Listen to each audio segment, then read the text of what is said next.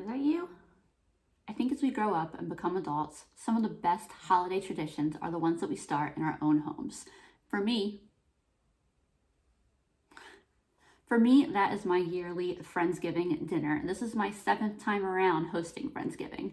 So I just wanted to share with you my tips and tricks to making it a success. Some people like to keep their Friendsgiving more casual, and there's nothing wrong with that. But I love to do a full sit-down dinner, which is a lot of work, but so much fun.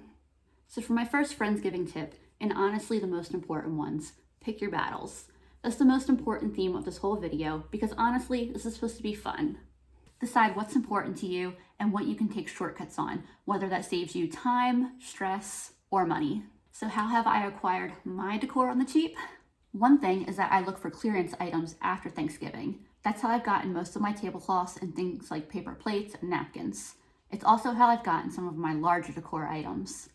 The Dollar Tree can also be really great for cheap items. My favorite plates for Thanksgiving come from the Dollar Tree. They are these heavy-duty plastic plates with a silver rim. Last year was a small enough Friendsgiving that I pulled out my grandmom's china, and it was gorgeous on the table. But for larger dinners, these plates are perfect. This is also where I'm picking my battles by not filling my sink with 16 plates to wash. Other great Dollar Tree finds are various little crafting items and such, and candle holders too. My favorite candle holders come from the Dollar Tree.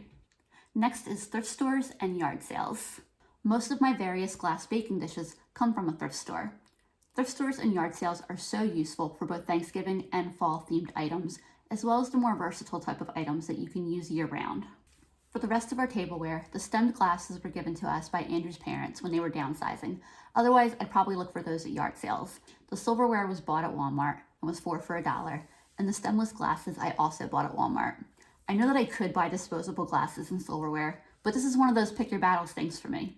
I love having real silverware and glasses, so I don't mind having to spend the time washing them. The last decor thing I'm going to talk about is DIYing and just being creative with what you have. So for example, these mason jars. They were left over from a hot chocolate Christmas gift.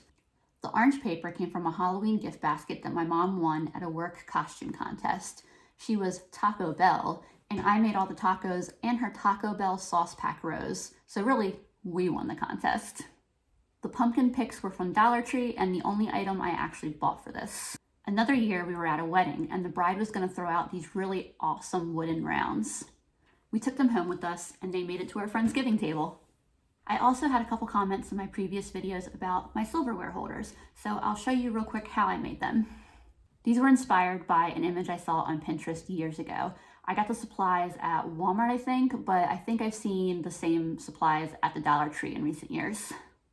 I like this burlap because it's finished on both ends, so it won't unravel on me, and I've used the extra as a table runner. So these are super simple. I just cut a strip of burlap using a piece of paper as a template for how big I want them, folded the burlap over so that the seam would be in the back, and hot glued it.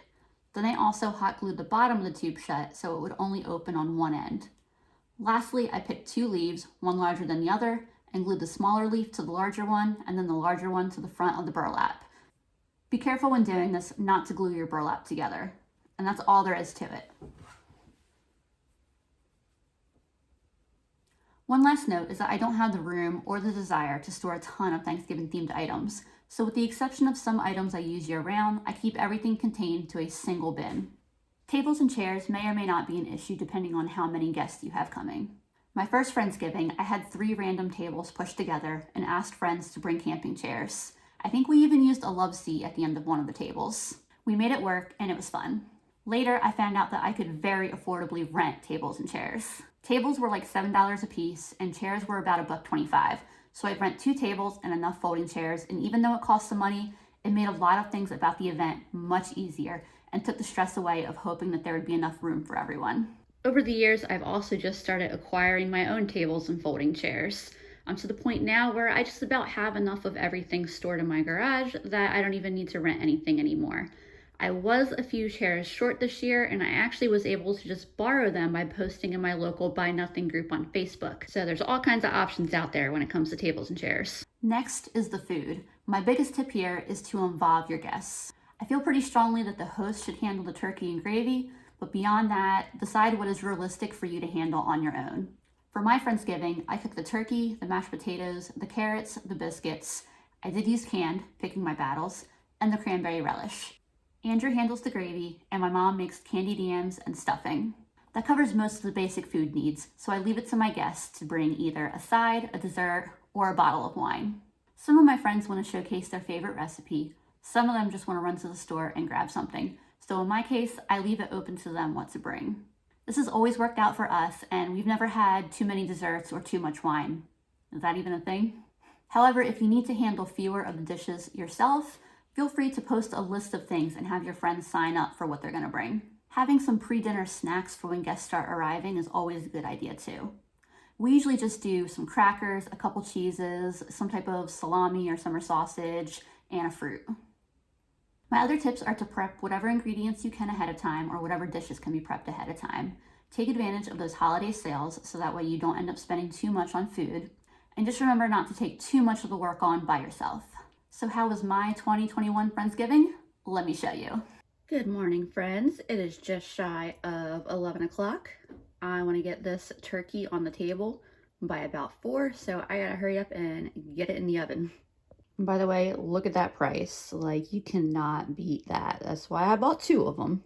Here's my turkey, all ready to be stuffed. I have them in a disposable tray that I've put on top of a very sturdy sheet pan, because when your turkey is done and this pan is full of juice and everything is hot, you really don't want to be trying to lift this out of the pan. That's a really good way to get burned and ruin your Thanksgiving. Now, there are definitely some legitimate concerns about why, you know, certain food safety groups will discourage you from stuffing a turkey. And so the main thing with, if you are stuffing this turkey, is don't overstuff it. Usually the reason why it's a concern is because as the turkey's cooking, the stuffing is like compact in there. It doesn't get hot enough and it doesn't cook all the way, and you still got these like juices from the raw turkey in the stuffing and you get sick from it. But make sure that the stuffing reaches, you know, the same temperature that you want the bird to reach. I really like putting stuffing under the skin or just kind of like stacking it out here. More stuffing, please. By the way, my turkey, for, you know, usually it comes with like the bag of giblets, the, you know, the different organs and things like that. All I got this year was a neck in this turkey. And so I'm cooking the neck in the pan as well. It's going to give me a lot of extra good like juices and things like that to make my gravy with. Yeah, so see the front of the bird here usually has this like huge flap of skin here, and there's just so much room to put stuffing. And when the only barrier, like it's, you know, when the stuffing is just stuffed under the skin, it's definitely going to cook enough, so you don't have to worry about that stuffing not cooking enough. Like, it's absolutely going to reach temperature. So there are all kinds of ways that people like to cook their turkey. Personally, my tactic is that simple is best. I don't want to stress about the turkey. And ever since I took that approach, my turkey has never turned out bad. You know what makes a turkey good? Gravy, mashed potatoes, all the things that go alongside the turkey, so I don't stress about it. I take a very basic, hands-off approach. All I'm gonna do is dump some melted butter all over my turkey. Make sure I get the little wings. And I'm going to salt him. Get some pepper on him. Put them in the oven, and that is it. I do have a digital meat thermometer that I'll stick in his thigh in a little bit, but for right now, I'm just gonna put him in the oven and I'm gonna set a timer for like 3.5 hours. I never use the little pop-up thingy anyway, because a lot of times they're not accurate, and this bird doesn't even have one in either case. So yeah, a little bit, digital meat thermometer will go in. And then pour yourself a glass of wine, because we're not stressing over turkey. We're having a good time today. Next up, I'm making a quick cranberry relish. It's a real simple recipe. It's just a bag of cranberries, a cup of sugar, and an orange. Blended or processed together until it's the texture you want, and then put it in the fridge. This is great because you could make it a couple days before even. It's one of those things that honestly, it tastes better as it's allowed to sit in the fridge for a little while. This isn't a cooked cranberry sauce, so if you prefer cooked cranberries, this isn't the recipe for you, but I like it just because it's so simple, and Andrew and I actually both like it better than traditional cranberry sauce. By the way, can y'all peel an orange in one peel? I like to consider that a specialty skill of mine. And there we go. I'll put this in the fridge so that way everything can just like marinate together for a few hours. I love it. In my opinion, it's the perfect combination of tart and sweet, and I like the texture. I probably will grab a can of the traditional jellied stuff just because I think I have a couple people coming who they really like the canned stuff. So, and I mean, it's cheap and easy, so why not? Turkey's looking gorgeous. I just stuck the digital thermometer in. It shouldn't be too terribly much longer, but the skin is looking perfect. So I'm gonna cover the breast here with a layer of foil and pop it back in the oven.